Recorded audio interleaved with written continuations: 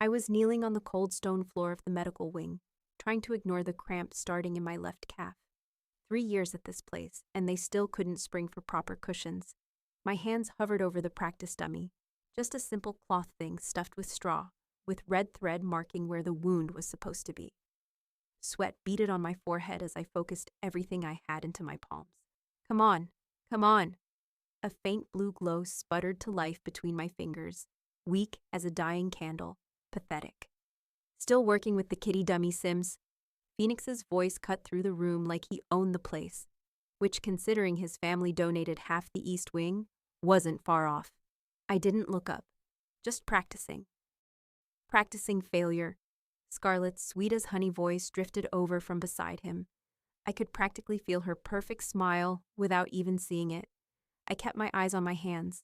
The blue light flickered, threatened to go out. I pushed harder, felt the strain behind my eyes. 5 feet away, Robert was working on a compound fracture simulation. An actual bone broken in 3 places. His hands glowed with that brilliant golden light all proper healers had. The bone fragments were already knitting together under his touch. My blue glow barely sealed paper cuts. Don't waste your energy, Phoenix, Scarlet stage whispered. You know she's only here because somebody upstairs felt sorry for her. I gritted my teeth, breathed through my nose, focused harder on the dummy. The academy dining hall was serving shepherd's pie tonight. I tried to think about that instead. Anything to block out their voices, to keep my concentration. The blue light steadied, just a bit. Attention healers, Master Garrett's voice boomed across the practice hall. Evaluations in 10 minutes. Prepare your demonstrations. My stomach dropped through the floor. Evaluations. Again. Another chance to humiliate myself in front of everyone. Phoenix and Scarlet moved off, already chattering about which advanced techniques they'd show off. Golden light spilled from the palms of a dozen students across the hall, bright enough together that the room looked like midday, even with half the lanterns out. My blue light looked even sadder by comparison. I still remember my first day, how excited I'd been, how sure I was that I belonged here. I'd passed the entrance exams with flying colors, written portion anyway. The practical had been, well, unusual. They'd never seen blue healing energy before. The masters had whispered together in the corner while I stood there, heart hammering in my chest. I figured they were impressed.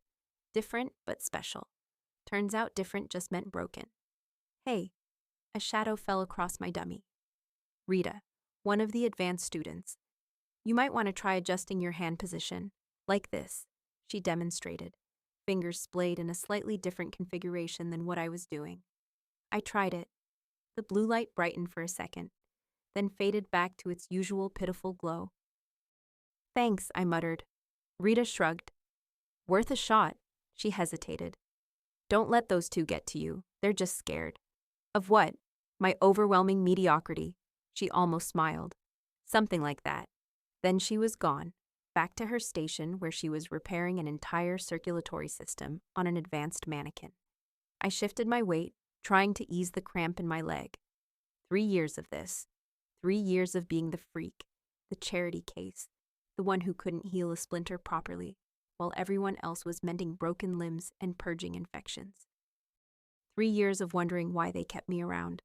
I'd overheard Master Wyatt once, arguing with someone in his office. The girl should be expelled, he'd said. She's taking up space a real healer could use.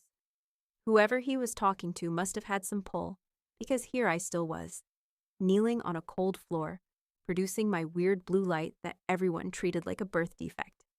Sims, Master Wyatt's voice. Speaking of the devil. Your station is a mess. Clean it up before evaluations. I looked around at my perfectly organized tools and supplies. Yes, sir, I said anyway. Phoenix snickered from his station. His golden light was practically blinding, healing a simulated gut wound in seconds. Show off. Sometimes I wondered why I stayed. Pride, maybe. Stubbornness. Or just nowhere else to go. The academy was my home now, even if half the people in it wished I'd disappear. I stared at my blue light. It wasn't just the color that was different. It felt different too. While the others described their healing energy as warm, forceful, pushing outward, mine felt cool, like water flowing, not pushing but pulling, drawing things together instead of forcing them. Fat lot of good that did me when it came to actual healing, though. 1 minute to evaluations, Master Garrett called. Students scrambled to perfect their demonstrations. The room hummed with nervous energy and golden light. I closed my eyes for a second, tried to center myself like the meditation instructor had taught us. Look at her, Scarlett's voice carried just far enough for me to hear. Praying for a miracle. She'd need one, Phoenix replied. I opened my eyes, stared at my hands, at the stubborn blue light that had ruined everything. That had made me the joke of the academy. The thing was, I could feel it had power. Real power. It just didn't work like it was supposed to. Like I was trying to use a key in the wrong lock. I'd spent 3 years reading every obscure healing text in the library, looking for any mention of blue healing energy. Nothing. Healers, line up by rank, Master Wyatt called. I took my place at the very end of the line, last in rank, last in everything except determination, probably. As we filed toward the evaluation chamber, I caught Phoenix looking back at me, that perpetual smirk on his face. Better luck in your next life, Sims, he said. I didn't answer, just kept walking, hands still tingling with that useless blue energy. Maybe they were right. Maybe I was just defective. But there had to be a reason someone wanted me to stay at the academy. Had to be a purpose for this strange power that refused to work properly. I flexed my fingers, watched the pale blue light dance between them. Whatever it was meant for, I'd figure it out. I had to. Otherwise, what was the point of all this humiliation? I straightened my gray uniform with the blue trim. The basic healer's garb. Nothing like the gold-trimmed outfits the advanced students wore. Took a deep breath, and followed the others into another day of proving just how spectacularly I could fail. The alarms hit like a slap to the face, that high-pitched wailing that meant only one thing: wounded coming in, and lots of them. I was restocking bandage rolls in the supply closet when it started, and my hands froze mid-count. 23, 24. Didn't matter now. I stepped into the hallway, pressing myself against the wall as healers rushed past. The real ones, I mean. The ones with talent. The ones who belonged. Their gray uniforms with different colored trims blurred together as they hurried toward the receiving area. All business and purpose. Move it, people, Master Caden's voice cut through the chaos. Border patrols bringing in at least 15 critical. They hid an ambush at the Northern Pass. The Northern Pass. That meant werewolves, probably. Or maybe those weird shadow things they'd been reporting lately. Whatever it was, claw wounds were nasty business, especially when magic was involved. I followed the flow of bodies, staying to the edges where I belonged. Catherine had made that crystal clear these past months. Know your place, Crystal, she'd told me just yesterday. Her voice all syrup, but her eyes hard as stones.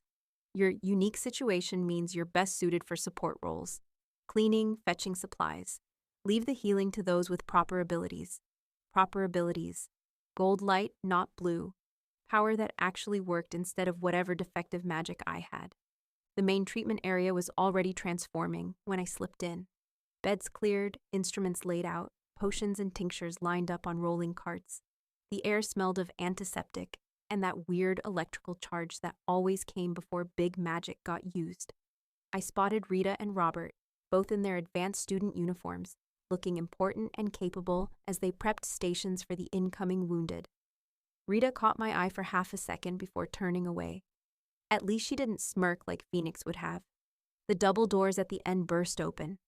First stretcher in, and you could tell immediately this wasn't just any soldier.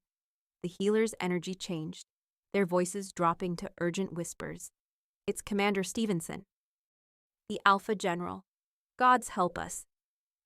I'd never seen him in person, but everyone knew who Everett Stevenson was. 7 territories secured under his command. The tactical genius who'd pushed back the border threats when everyone thought we were done for. The strongest alpha the military had seen in 3 generations. He didn't look like any of that now. The man on the stretcher was massive, even broken as he was.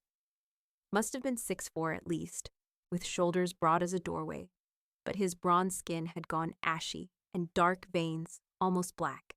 spider webbed out from 4 parallel gashes that ran from his right shoulder down across his chest.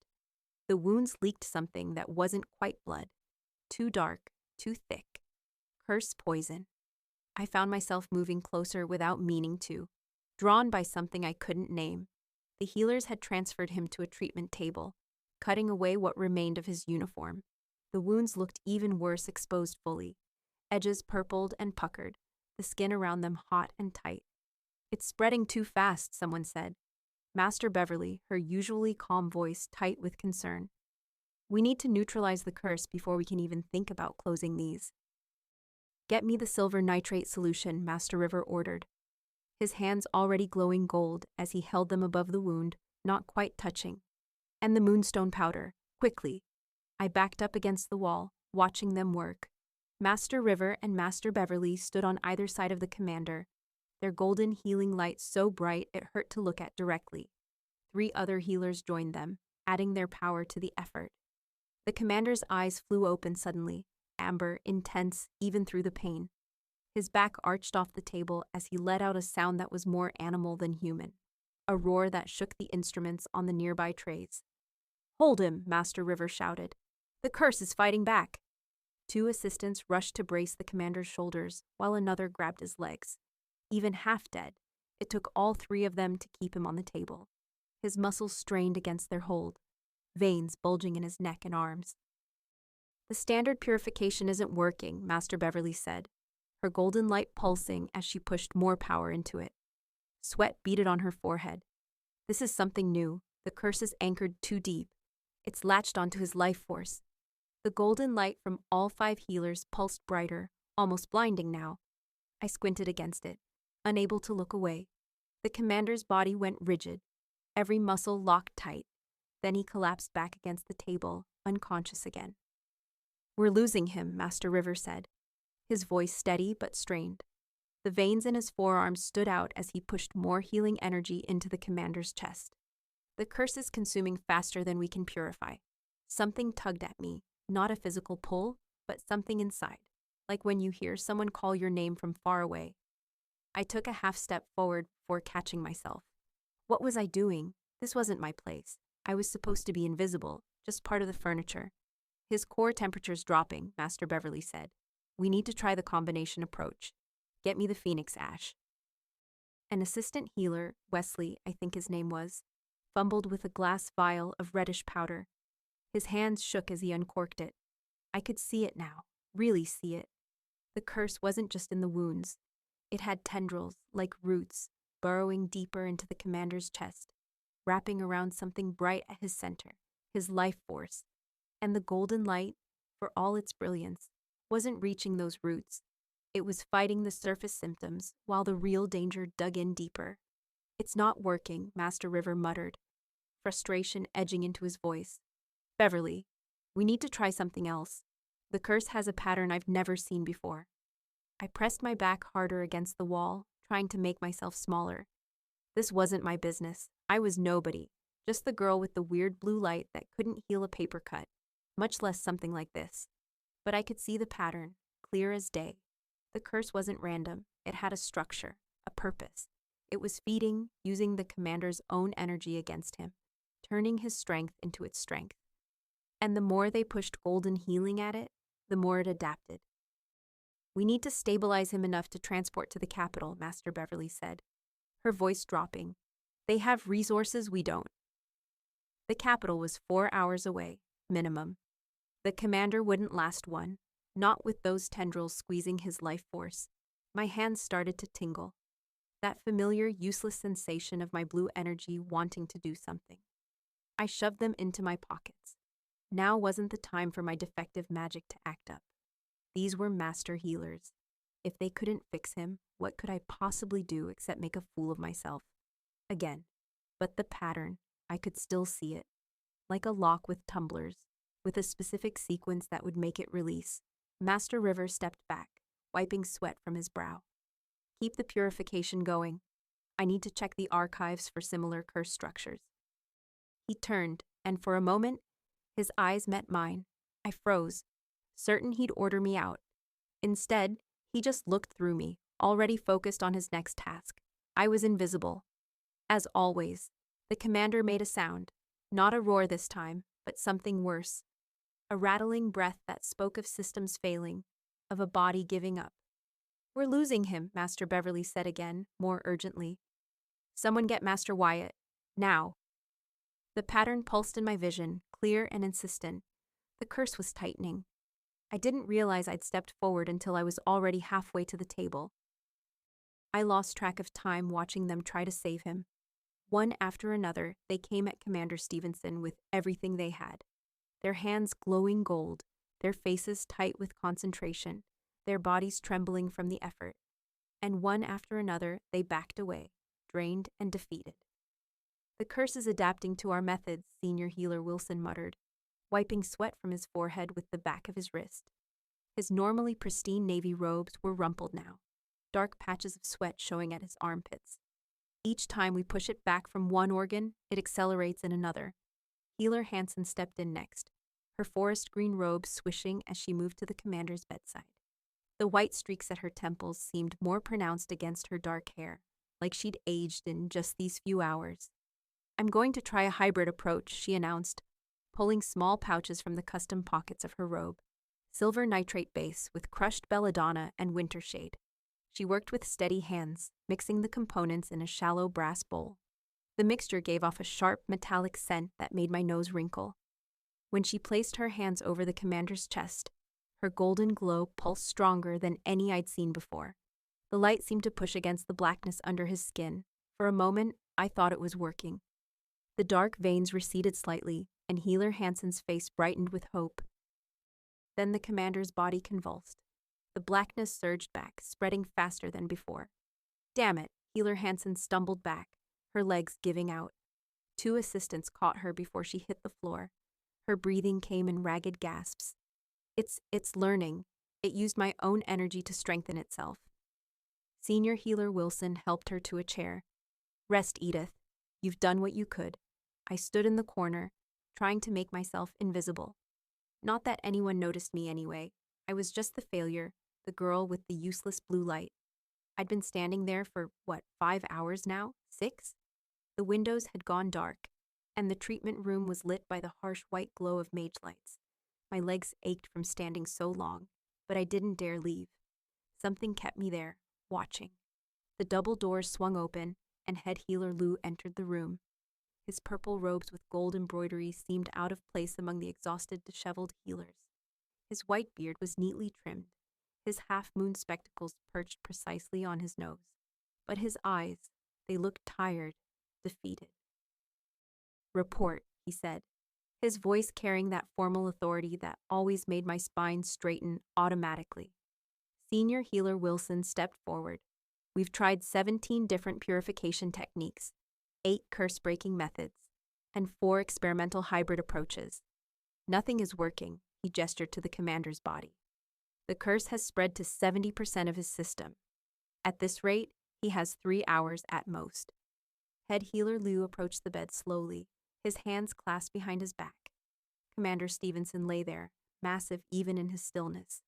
His skin had a grayish cast now, the black veins creating a terrible spiderweb pattern across his chest and up his neck. His breathing came in short, pained gasps. This is not a standard battle curse, Head Healer Lou said quietly. This was crafted specifically for him.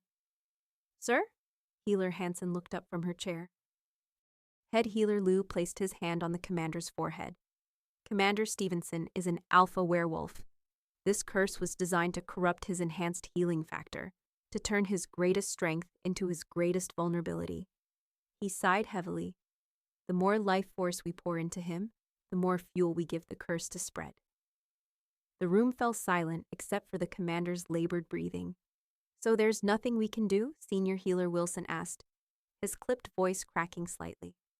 We can make him comfortable, Head Healer Lou said. And we can learn from this. Whoever designed this curse has created something we haven't encountered before. He straightened up, adjusting his robes. We need to document its progression for research purposes. My stomach twisted. They were giving up. Commander Stevenson, the hero of the Northern Campaign, the man who'd held the border against the shadow creatures for 15 years, was going to die on this table, and they were already thinking about the research paper they'd write. Head Healer Lou's gaze swept the room, landing on me. I fought the urge to step back. "Sims," he said, and for a second I thought I'd imagined it. Nobody ever called on me for anything important. "Yes, sir." My voice came out smaller than I intended. "You'll tend to the commander for his remaining hours." I blinked, certain I'd misheard. "Sir?" "Monitor his vital signs, record any changes in the curse's pattern, and ensure he remains as comfortable as possible until the end." His tone was matter-of-fact, like he was asking me to change bedsheets. Senior Healer Wilson stepped forward. "Sir, with all due respect, this is Commander Stevenson, perhaps someone with more experience. Everyone with more experience has depleted their healing reserves trying to save him." Head Healer Lou cut him off. "Miss Sims has been observing for hours without intervention. Her energy is intact." He turned back to me. "You understand your assignment." I nodded, my throat too tight for words. This was cruel, making the Academy's biggest failure witness the death of their most important patient. Was it punishment, a lesson in humility, or just the convenience of having a spare pair of hands? The others filed out slowly. Healer Hansen squeezed my shoulder as she passed. "Call if there's any change," she whispered, "though there won't be." Then I was alone with him, Commander Stevenson. The living legend, now dying. I approached his bedside cautiously, as if the curse might leap out and attack me too. Up close, he looked worse. His face was contorted in pain, even in unconsciousness. The black veins had reached his jaw, creeping toward his temple. His massive chest rose and fell in irregular patterns. "I'm sorry," I whispered, not sure what I was apologizing for. For being the one left to watch him die? For not being good enough to help? For the whole broken system that had brought us both here? I reached out hesitantly and placed my hand on his forearm, the only part of him that wasn't covered in dark veins yet. My useless blue light flickered to life automatically, a sad little glow compared to the golden brilliance I'd watched fail all day. Then I saw it. Where my hand touched his arm, the darkness under his skin recoiled, like it was shrinking away from my touch. I blinked hard, certain I was seeing things, but no, the black veins nearest my blue light were actually retreating, pulling back a fraction of an inch. I moved my hand to his wrist, where a thick black vein pulsed. My blue light brightened slightly, and the darkness stopped its advance. It didn't retreat this time, but it stopped spreading. The commander's breathing changed. The harsh, ragged gasping eased slightly, just a tiny bit, but enough that I noticed. I stared at my hand on his wrist, the feeble blue light that everyone had mocked for years, and the darkness that had defeated the Academy's best healers, but now held still beneath my touch. What the hell was happening? "Hello?" My voice came out as a squeak. I cleared my throat and tried again, louder this time. "I need someone in here, now." Nobody came. Of course they didn't. I was just the failure, the joke, the girl with the broken magic who couldn't heal a paper cut. I glanced down at the commander's face. The lines of pain had softened, just a bit. Whatever I was doing, it wasn't hurting him. "Screw it," I muttered, and pressed my other hand directly onto one of the black veins snaking across his chest. The blue light flared bright as a summer sky. The darkness beneath my palm writhed, and then retreated. Just flat out backed away from my touch like it was scared. I felt a weird tugging sensation, like my energy was hooking onto something inside him and pulling it out. "Holy shit," I whispered. The treatment room doors banged open, and Master Garrett stormed in, looking irritated. "What are you yelling about? You're supposed to be—" He stopped dead, jaw hanging open as he stared at my glowing hands. "What in seven hells are you doing, girl?" "I don't know, but look." I nodded toward the commander's chest. "The curse is retreating." Master Garrett crossed the room in 3 long strides, his robes billowing behind him. He leaned in close, eyes narrowing as he examined the commander's chest. "That's impossible." "Should I stop?" I asked, suddenly uncertain. "No," he straightened up. "Don't you dare move a finger. Beverly, get in here now." I kept my hands in place, the blue light steady and bright. The commander's breathing had eased, the rattling sound gone from his chest. Master Beverly rushed in, hair falling from her usual tight bun. What is it? Has he? She saw my hands and stopped mid-sentence. Is that, Garrett, is she actually? She's pushing it back, Master Garrett said, his voice tight with disbelief. The curse is retreating. Master Beverly moved to the other side of the table, hands hovering over the commander without touching him. A soft golden glow emanated from her palms as she scanned his body. The infection has receded almost 12% already. This is unprecedented.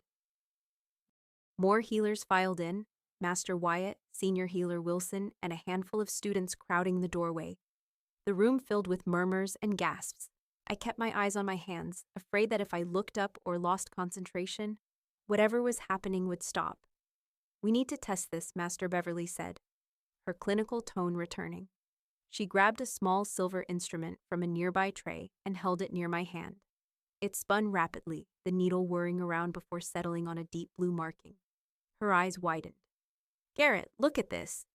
He checked the instrument and sucked in a sharp breath. That's not possible. What? I asked, my voice small. What's happening? Master Garrett looked at me like he was seeing me for the first time. Your energy signature. It's pure counteractive. I frowned. What does that mean? It means, Master Beverly said slowly, that you're not a failed healer, you're a purifier. The word hung in the air. I'd never heard it before, but something about it felt right, like a key sliding into a lock I didn't know existed. A what? Senior Healer Wilson pushed forward. That's just a legend. Apparently not. Master Garrett gestured toward my still glowing hands. The readings are unmistakable. Her energy doesn't repair tissue. It purges corruption. Master Beverly grabbed another instrument, this one looking like a crystal attached to a thin metal rod. She waved it over my hands, and the crystal turned from clear to deep blue. Spiritual extraction capacity. Off the charts. In plain words, please, I said, growing frustrated. Master Garrett's voice softened.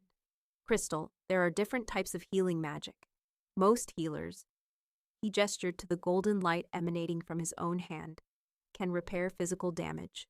Broken bones, torn flesh, damaged organs. But there are wounds that go deeper, that affect the spirit or life force itself. Like curses, I whispered. Understanding dawning. Exactly. Against those, we're nearly powerless. We can slow them sometimes, but never truly defeat them. He pointed to my hands. But your magic is specifically attuned to combat dark enchantments, forbidden curses, spiritual corruption. That's why you've been struggling all these years, Master Beverly added. We've been training you to do something your magic was never meant to do. It's like trying to use a key to hammer a nail. My head spun. Years of failure, of mockery, of feeling broken, all because they'd been teaching me the wrong things. How is this possible? Master Wyatt pushed through the crowd. There hasn't been a confirmed purifier in over 200 years. The readings don't lie, Master Beverly said, showing him the instruments. And neither do our eyes. Look at the commander. Everyone turned to Commander Stevenson. The black veins that had covered 70% of his body had retreated to maybe half that. His color was improving, the ashy gray fading from his skin. Why didn't anyone realize this before? I asked, a hint of accusation in my voice. I've been here for 3 years. An uncomfortable silence fell over the room. Master Garrett cleared his throat. Purifiers are so rare, they're practically myth. And the standard testing we do at entrance examinations only measures conventional healing aptitude. So I've spent 3 years thinking I was broken, when really I was just different. The bitterness in my voice surprised even me. We failed you, Master Beverly said quietly, and I'm sorry for that. But right now, you're the only one who can save Commander Stevenson's life. I nodded, focusing back on my task. The blue light seemed stronger now, brighter, as if my newfound understanding had somehow amplified it. I want everyone studying this, Master Wyatt ordered. Document everything. This is a historic moment for the Academy. Students and healers began moving around the room, grabbing notebooks, measurement tools, and observation crystals. In the commotion, I happened to glance up, and that's when I saw her. Catherine stood in the doorway, her face twisted in an expression I'd never seen before. Not surprise or wonder like everyone else. Pure fury. Her eyes locked with mine, and in that instant, everything clicked. The training meals she'd insisted on preparing for me, the special teas she'd brewed to help my concentration, the supplements she claimed would eventually boost my healing ability. All those times I'd felt sluggish after eating, how my magic seemed weakest after our private sessions. She hadn't been helping me, she'd been poisoning me. My stomach dropped like a stone. Suppression herbs, I whispered, the words barely audible. What was that? Master Garrett asked, leaning closer. She's been giving me suppression herbs, I said louder, my eyes still locked with Catherine's. In my food, my tea, for years. Catherine's expression shifted from fury to something else, calculation. Before anyone could react, she stepped backward and disappeared into the corridor. Master Beverly followed my gaze. Who's been suppressing you? Catherine Weaver, I said, my voice steadier than I felt. My mentor. Master Wyatt's face darkened. Are you certain of this accusation, student? I nodded, the truth crystallizing in my mind with terrible clarity. She's been sabotaging me from the beginning, keeping my power weak, hiding what I really am. The room erupted in shocked murmurs. Master Wyatt barked orders for Catherine to be found and detained, and several healers rushed from the room. I stood there, hands still glowing blue against Commander Stevenson's skin, as my entire understanding of the last 3 years of my life crumbled and reformed. I wasn't broken. I wasn't a failure. I was exactly what I was meant to be, and someone had tried very, very hard to make sure I never found out. Master Wyatt's voice cut through the chaos in the treatment room. Everyone who isn't actively helping, clear out, now. The crowd of healers thinned, leaving just Master Beverly, Master Garrett, and 2 assistants I didn't recognize. My hands stayed locked in place on Commander Stevenson's chest, the blue light steady now. Every time I tried shifting position, the black veins would surge forward again, like they were waiting for me to slip up. Someone get her a chair, Master Beverly said, noticing how my legs trembled. This could take hours. One of the assistants slid a stool behind me. I sank onto it gratefully, never lifting my hands from the commander's skin. Crystal, Master Garrett said, leaning closer. Do you know who this man is to you? I shook my head. Just Commander Stevenson. Everyone knows him. Master Garrett exchanged looks with Master Beverly. He's more than that. He's your benefactor. My what now? The blue light flickered as my concentration broke. The darkness beneath the commander's skin immediately pushed forward, and I cursed under my breath, refocusing. Your tuition, your housing stipend, your supplies, he's been funding it all, Master Beverly said softly. For 3 years now. My mind reeled. Some stranger had been paying my way? But why? I never even met him before today. Master Garrett pulled up his own stool. He's been searching for someone with your abilities. The military's been encountering more curse-based weapons on the battlefield. Regular healers can't counter them. He funded 6 potential candidates at different academies, hoping to find a true purifier. So I was just, what, an investment?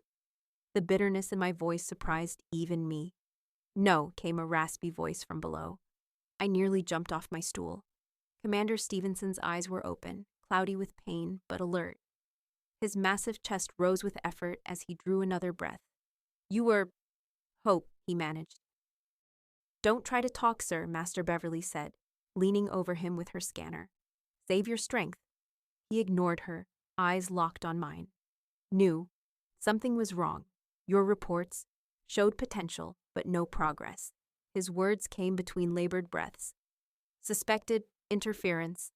Master Wyatt returned, his face grim. Catherine's quarters are empty, personal items gone. He looked at me. How long do you think she's been poisoning you?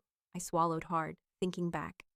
The tea. She always made me special tea before evaluations.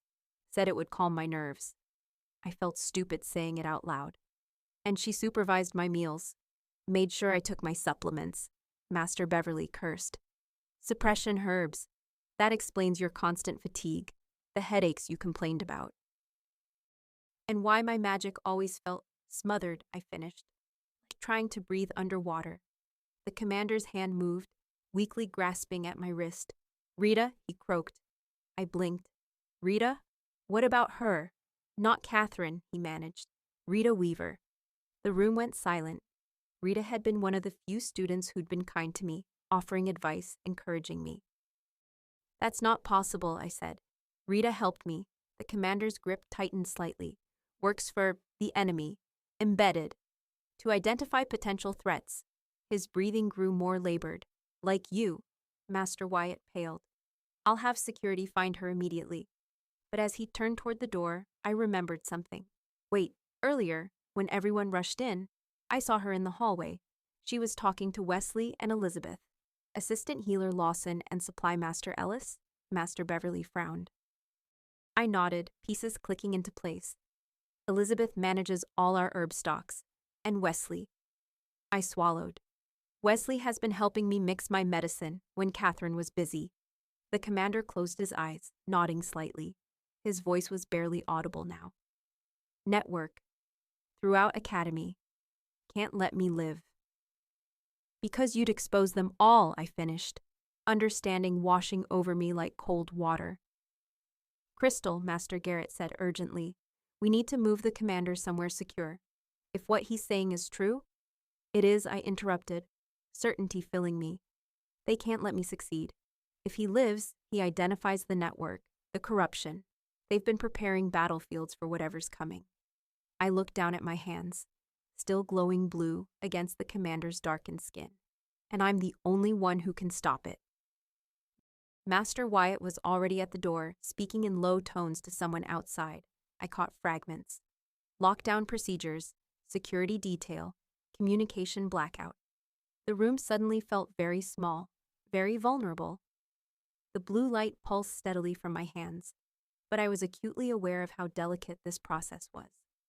One disruption, one moment of broken concentration, and the darkness would surge back through the commander's system. We can't move him yet, I said, watching the curse pattern under his skin. The extraction's only just started. If I break contact now, it'll rush back worse than before. Master Beverly nodded grimly. Then we secure this room, no one in or out except essential personnel. Through the doorway, I caught a glimpse of movement in the corridor. Wesley Lawson stood near the supply cabinet, pretending to sort through vials while his eyes darted repeatedly toward our room. Behind him, Elizabeth Ellis was adjusting something on her belt, a pouch I'd never seen before. They're out there, I said quietly, waiting for their chance. The commander's eyes found mine again, surprisingly clear despite his condition. Trust no one, he whispered, except what you feel. I nodded, settling deeper onto my stool. The extraction would take hours, maybe all night. My back already ached, my fingers tingling with the constant flow of energy. But for the first time in 3 years, I wasn't fighting against my own power. It flowed freely, naturally, without the constant drag I'd grown used to. The blue light strengthened, sending tendrils deep into the commander's chest, seeking out the roots of the curse. I took a deep breath and prepared for the long night ahead. Outside, enemies gathered. Inside, a man's life hung by a thread of blue light connecting my hands to his heart. And somewhere in between, a girl who had thought herself broken discovered she was the only one who could fix this mess. I was just starting to find a rhythm with the curse extraction when I caught movement at the edge of my vision. Then the door creaked open. Rita slipped in, nodding at Master Beverly like she belonged there. I came to assist, she said, all professional-like. Master Beverly frowned. We have things under control. I kept my eyes on my work, pretending I hadn't noticed Rita, but I felt her there, watching me with those calculating eyes. She moved closer to the medicine cart, fiddling with something I couldn't quite see. My skin prickled. Something wasn't right. Could I get some water? I asked, my throat dry as sandpaper. Master Garrett nodded and stepped away. That's when Rita made her move. She knocked into the treatment table, hard, sending a jar of ointment flying toward me. My concentration wavered for half a second as I flinched. The curse seized its chance. It surged back through Commander Stevenson's veins like black lightning, racing toward his heart. His body convulsed, back arching off the table. Hold him, Master Beverly shouted, rushing forward. I knew what was happening. The interruption had broken the delicate balance. The curse was fighting back, and if I lost control now, it would kill him instantly, and probably me too from the magical backlash. There wasn't time to think, just act. I pressed my hands harder against his chest, blue light flaring between my fingers. "Get her out," I yelled, nodding toward Rita, who was backing away with a look of fake concern. Master Garrett grabbed Rita's arm, but I couldn't pay attention to that anymore. The curse was winning. I could feel it pulling away from my grip, spreading faster than I could contain it. So I did the only thing I could think of. I opened myself up. "What are you doing?" Master Beverly's voice sounded far away. I didn't answer, couldn't. I was too busy creating a channel between the commander and myself. My blue light deepened to something darker, almost violet. The curse hesitated, then, drawn by the path of least resistance, began flowing into me instead of deeper into him. The pain hit like 1,000 knives. Black lines appeared on my arms, creeping up from my hands. My vision blurred. Every instinct screamed to let go, to save myself. I gritted my teeth. "Not today," I muttered. The thing about curses is, they're meant to corrupt, to twist, to destroy. That's what makes them different from other magic. But what nobody had figured out yet, what I was only just discovering myself, was that my blue light didn't heal like golden light. It didn't try to rebuild what was broken. It burned away what didn't belong. So I let the curse come into me, and then I set it on fire. The blue in my hands blazed brighter than any golden glow I'd ever seen in the academy. It was like staring into the sun. Everyone in the room threw up their hands to shield their eyes, but I couldn't look away if I wanted to. "Crystal, stop!" Master Garrett shouted. "You'll burn out your channels." He wasn't wrong. I could feel them scarring inside me, magical pathways being seared by the intensity of what I was doing. This would leave permanent damage, but what choice did I have? The curse fought viciously, clawing at my insides. Each tendril that entered me shriveled and blackened as my blue fire consumed it. My knees buckled. Someone shoved a chair under me before I fell. Through the haze of pain, I caught glimpses of Rita struggling against Master Garrett's grip. Her face twisted with fury. "You stupid girl," she hissed. "You have no idea what you're interfering with." But I was starting to see exactly what I was interfering with. As the curse broke apart under my assault, images flooded my mind. Connections, faces, conversations. It was like the curse itself contained information. Or maybe breaking it was letting me see the threads that tied everything together. Wesley in the supply room, swapping medicine labels. Elizabeth whispering to Catherine in the corridor late at night. Rita meeting with someone in black robes by the academy gates. And more, dozens more, teachers, assistants, even a few students, all working together, all part of something bigger. I saw their plan with perfect clarity. Kill the commanders, one by one, starting with the strongest. Make it look like battle injuries. Weaken our defenses from within. "I see you," I whispered, not sure if I was talking to the curse or the conspiracy. Commander Stevenson's eyes fluttered open. He looked directly at me, and I knew he understood what was happening. "Don't let go," he rasped. I nodded, pouring everything I had left into one final push. The blue light surrounding us pulsed once, twice, then exploded outward in a silent wave that knocked everyone back a step. The curse shattered. The black veins on Commander Stevenson's chest faded to gray, then to faint silver lines that looked like old scars. The darkness in my own arms receded, leaving behind what felt like burned tissue beneath my skin. I slumped forward, utterly spent. Master Beverly caught me before my face hit the treatment table. "You did it," she said, voice thick with disbelief. "You actually did it." Commander Stevenson sat up slowly, touching his chest where the wound had been. The skin was puckered and scarred, but healthy underneath. "Arrest her," he ordered, pointing at Rita. "And get a list of names from Crystal. We have traitors to round up." Master Garrett tightened his grip on Rita, who had gone very still. "How much did you see?" the commander asked me quietly. "Everything," I managed. "At least 20 people here at the academy. More outside. They've been targeting officers for months." He nodded grimly, then turned to Master Wyatt, who had rushed in at the commotion. "This healer is now under my direct protection. From this moment forward, She is assigned as my personal purifier. Master Wyatt looked like he might object, then thought better of it. As you wish, Commander. I tried to stand, but my legs wouldn't cooperate. Commander Stevenson, the man I'd just saved, who I now realized had been protecting me from afar for years, reached out and steadied me with a firm hand. You're injured, he said. I looked down at my arms, where ghostly blue lines now traced the paths of my magical channels. They'd never heal properly. I'd always carry these scars, inside and out. Worth it, I said. He studied me for a long moment. They tried to break you for years, poisoned you, mocked you, told you that you were defective. His voice hardened. But they only made you stronger, strong enough to withstand a curse that would have corrupted any conventional healer. I hadn't thought of it that way before, but he was right. All those years of struggle, of fighting against something I didn't understand, they'd prepared me for this moment, for this curse, for this fight. Turns out I'm not broken after all, I said, a tired smile tugging at my lips. Just different.